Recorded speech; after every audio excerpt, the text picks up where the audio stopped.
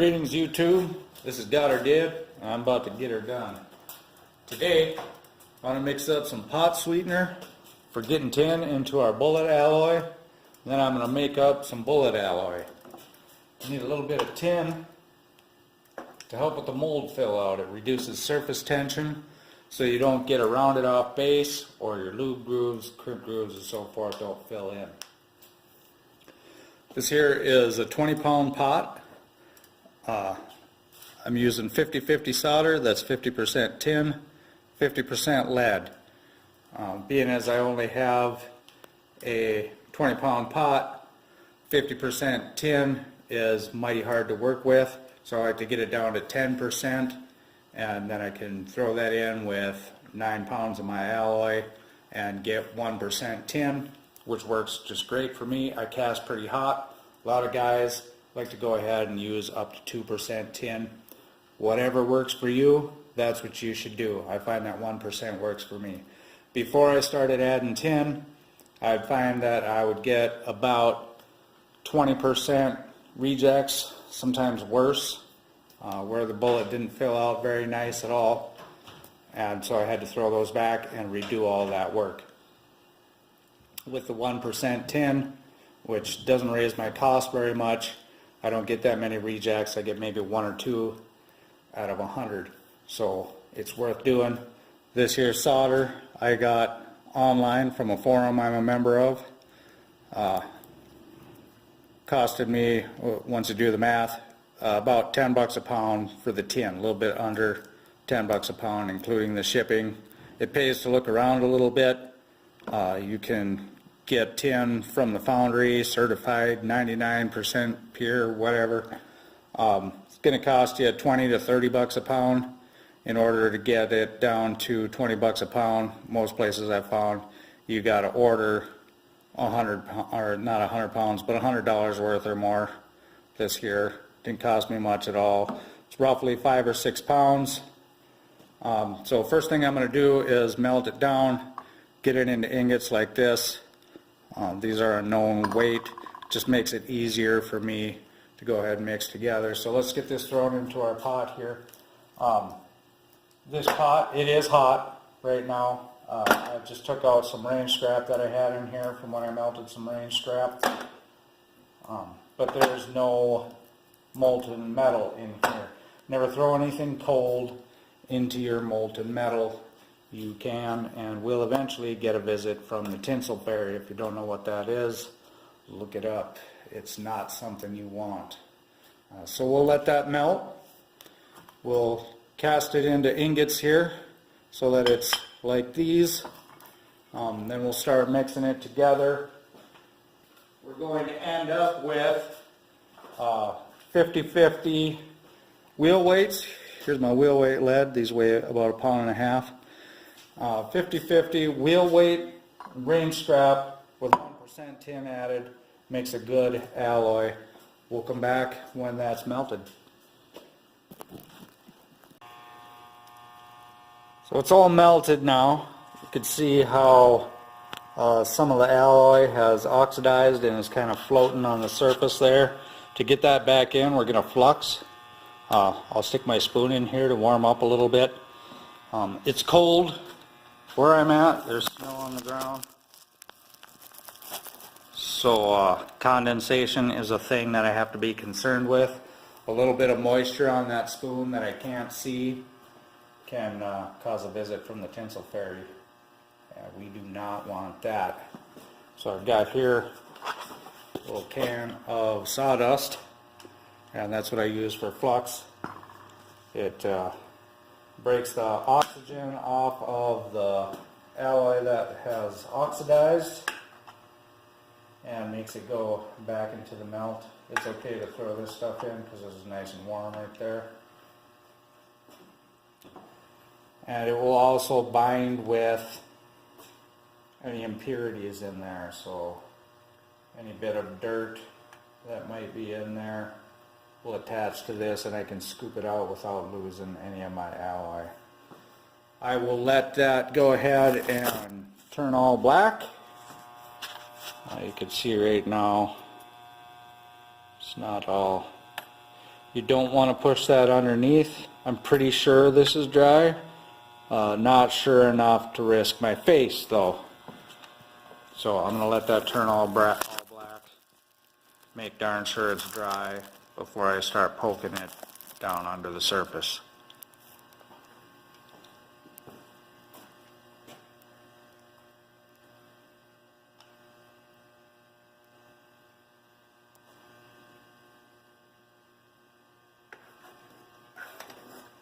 Stir that up good. Scrape the sides and bottom. Don't be bashful.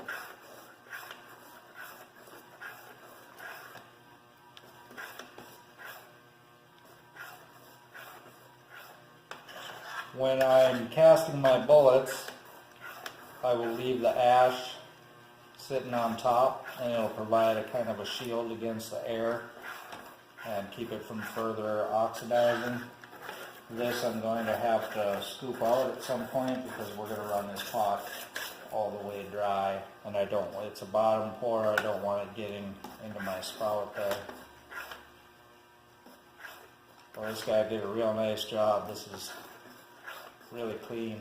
There's nothing coming out. But if you get that alloy back in there nice, looks good. So because my ingot mold is cold, these are probably going to look pretty horrible. Well, not hot enough yet. It's just barely trickling out of here. Unless I over adjusted this.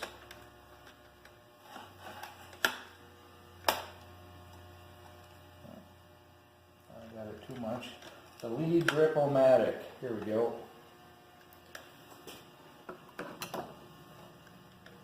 A lot of people complain about that, and it is bothersome from time to time. You leave this thing unattended, you'll come back and there'll be a column all the way up to your spout because it got to dripping while you weren't looking.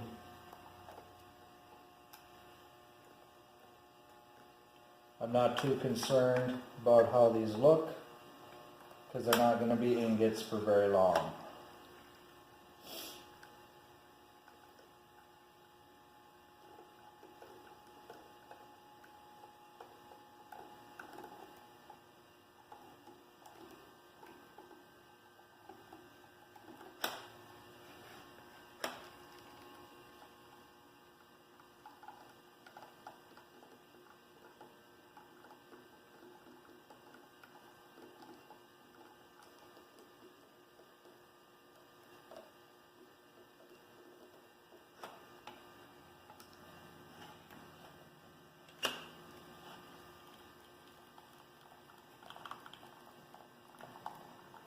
Being ugly like that will help keep me from getting them mixed in with my other stuff anyways during the course of this little project here.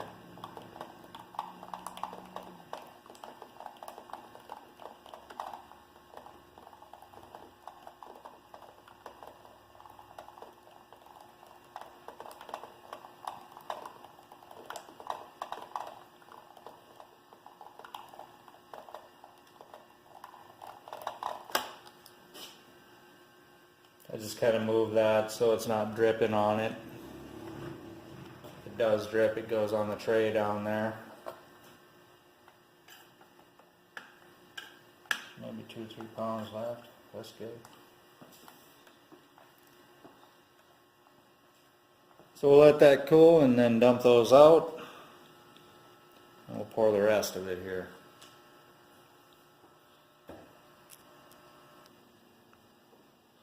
Okay, that's good enough. We can take these out now.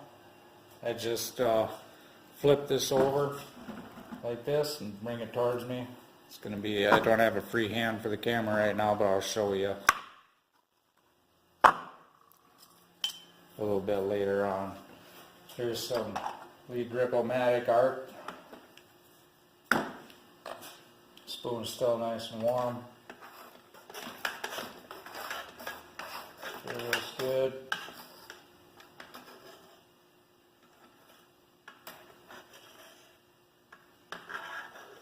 As annoying as it is sometimes when they drip, They sure are nice to work with. And here we just got some ashes in can.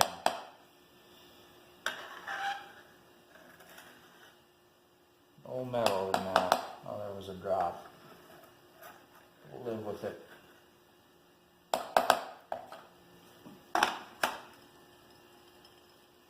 So I've got all my solder into ingots now.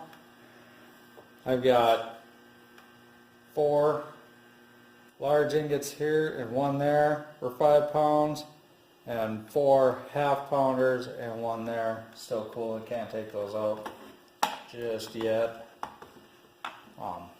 Up here I put some range scrap to heat up a little bit. Once it's too hot for me to pick it up with my bare hands, I can trust it to be dry. I'll throw that in. 4 pounds plus 1 pound of the 50/50 mixed together makes a 10% tin mix, and that's what I want for my pot sweetener. Then I'll be able to take that pot sweetener, mix 1 pound with 9 pounds of alloy to get me 1% tin.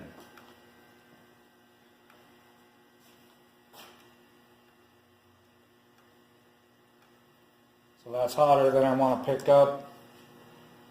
Them are safe to put in. 1, 2, 3, 4, and 1 solder.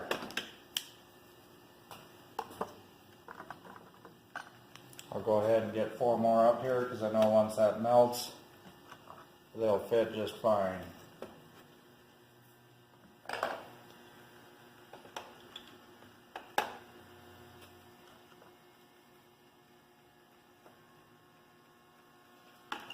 These can be dumped now.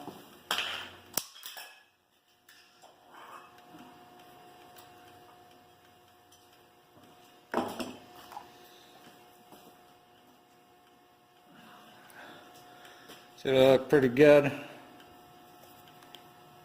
Once that ingot mold warms up a little bit.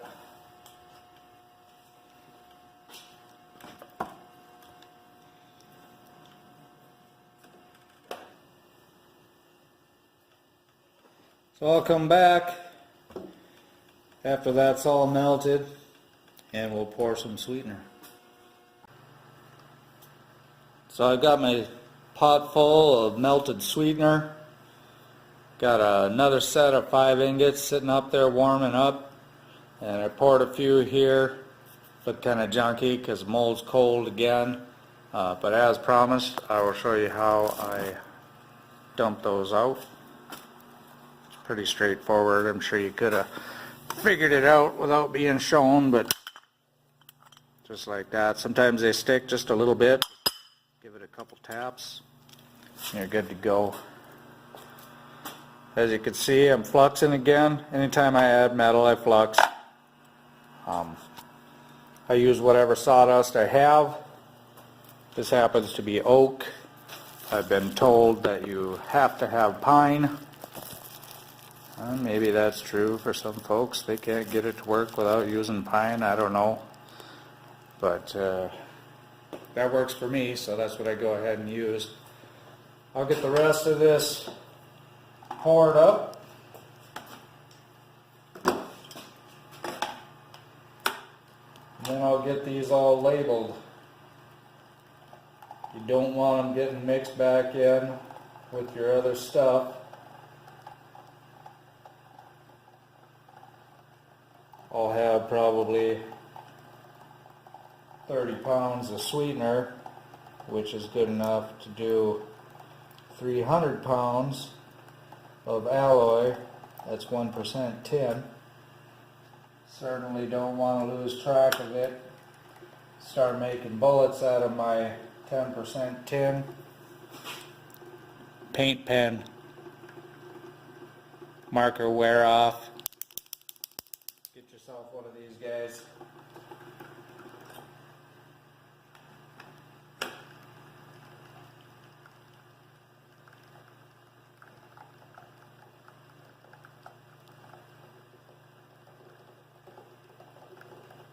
in order to get these to stack nice, which is the only reason I really care about what my ingots look like, I'll come along after they've solidified a little bit, just kind of push down the spots that are standing up too tall with my screwdriver here. They don't have to be perfect, but when you get a ridge sticking up, it makes it hard to stack them nice. Well, there it is, 36 pounds of pot sweetener, 10% tin.